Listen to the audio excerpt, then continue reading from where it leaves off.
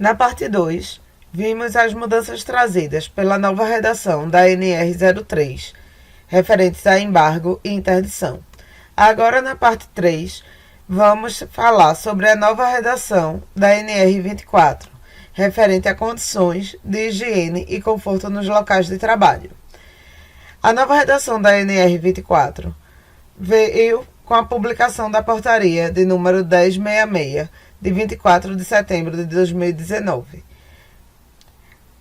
Anteriormente, essa norma estava desatualizada, visto que ela datava de 1978 e trazia exigências não mais aplicáveis ao contexto atual.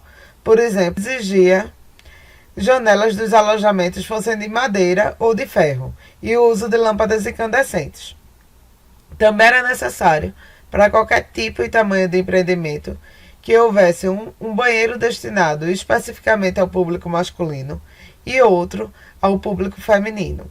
E com a nova redação, usada em relação ao cenário atual, e, por exemplo, estabelecimentos com até 10 trabalhadores passam a poder ter apenas um banheiro de uso comum, desde que garantida a privacidade e que esse uso seja de forma individualizada.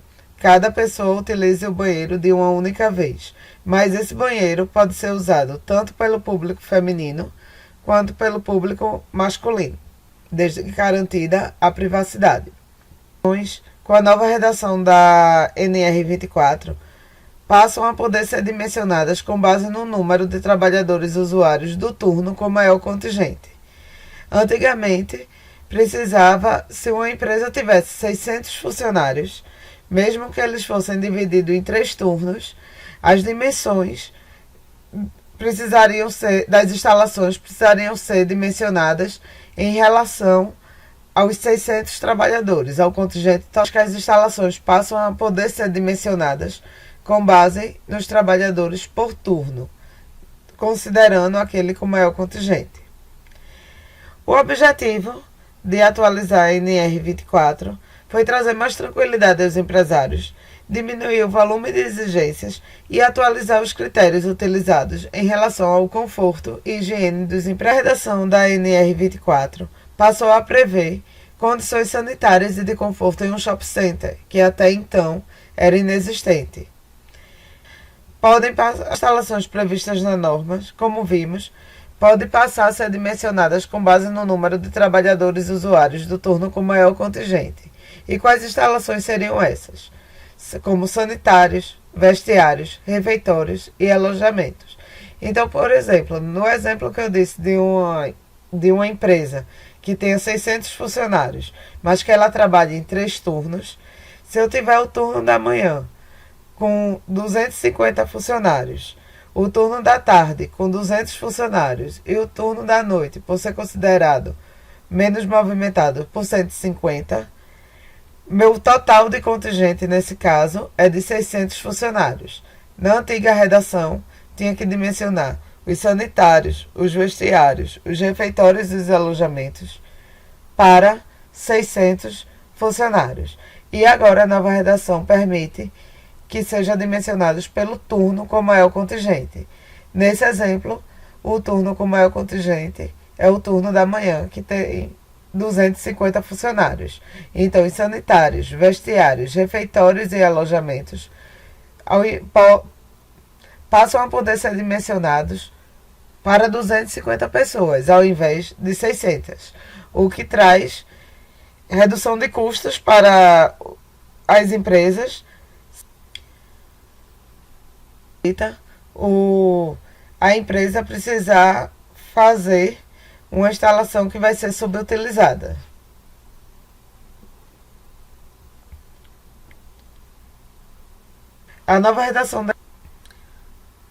Como vimos, a nova redação da NR24 permite que estabelecimentos com até 10 funcionários possam possuir apenas um banheiro de uso comum entre os sexos, desde que garantido a privacidade e que seja utilizado de forma individual.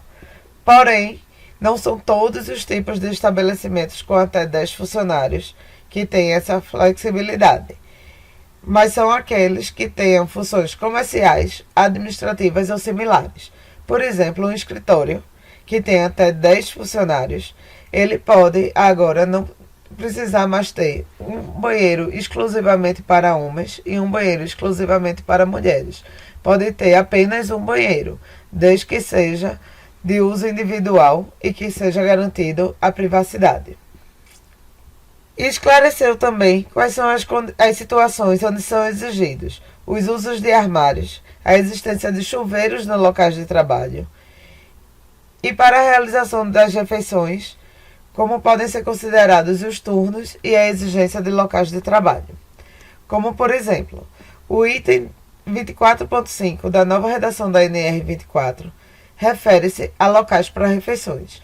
Em regra geral, os empregadores devem oferecer aos seus trabalhadores locais em condições de conforto e higiene para tomadas das refeições, por ocasião dos intervalos concedidos durante a jornada de trabalho. Em outras palavras, um local para os refeitórios. E é permitida a divisão dos trabalhadores do turno em grupos para a tomada de refeições, a fim de organizar o fluxo para o conforto dos usuários do refeitório, garantindo um intervalo para alimentação e repouso. Aqui não está falando na divisão dos turnos, que isso já está na regra geral. Pode considerar para as dimensões de um refeitório a quantidade de funcionários que existam por turno, aquele turno de maior contingente. Porém, dentro de um turno, por exemplo, o turno da manhã permite que seja feito divisões por grupos para tomadas de refeições, ou seja, um grupo vai almoçar, por exemplo, de 11 ao meio-dia e o outro grupo de meio-dia a 1 hora da tarde. O que precisa é garantir o intervalo para alimentação e repouso. Então, se for um intervalo de 1 hora, precisa ser, nesses grupos, respeitado o intervalo de 1 hora. Nesse exemplo que demos, uma parte do turno da manhã irá almoçar no intervalo de 11 a meio-dia e a outra parte do grupo desse turno vai almoçar de meio-dia a 1 hora. Permite, dentro do turno, fazer essas divisões em grupos, a fim de organizar o fluxo para o maior conforto dos usuários no refeitório. E também traz as situações que ficam dispensados das exigências de locais para refeições, de ter um refeitório nas instalações do estabelecimento. Ficam dispensados dos refeitórios aqueles estabelecimentos comerciais, bancários e de atividades fins que interromperem suas atividades por 2 horas no período destinado às refeições. Também os estabelecimentos industriais localizados em cidade do interior, quando a empresa mantiver vila operária ou seus trabalhadores residirem nas proximidades, e desde que o estabelecimento permita que os trabalhadores façam refeições nas suas próprias residências. E também os estabelecimentos que oferecem vale-refeições ficam, desde que seja disponibilizado condições para conservação e aquecimento da comida, bem como local para a tomada das refeições por aqueles trabalhadores que queiram trazer a refeição da sua casa. No anexo 1, trouxe as condições sanitárias e de conforto em um shopping center e definiu o que é um shopping center, como sendo o espaço planejado sobre uma administração central sujeito às normas contratuais padronizadas, procurando assegurar convivência integrada, composto por estabelecimentos tais como loja de qualquer natureza e quiosques, lanchonetes, restaurantes, sala de cinema e estacionamento, destinada à exploração comercial e à prestação de serviços. O anexo 1 trouxe as responsabilidades para a administração central de um shopping center e também dispensou os estabelecimentos de cumprir alguns itens relativos a instalações sanitárias, vestiários e locais para refeições, desde que os trabalhadores possam utilizar as instalações sanitárias e a praça de alimentação do shopping center ou outro espaço destinado a esses fins. Então, uma loja, por exemplo, de um shopping center, ele não precisa ter dentro dela um sanitário ou um vestiário ou um local para a refeição, desde que os seus trabalhadores possam utilizar as instalações sanitárias e a praça de alimentação do shopping center ou outro espaço que o shopping tenha destinado para esses fins para os seus trabalhadores.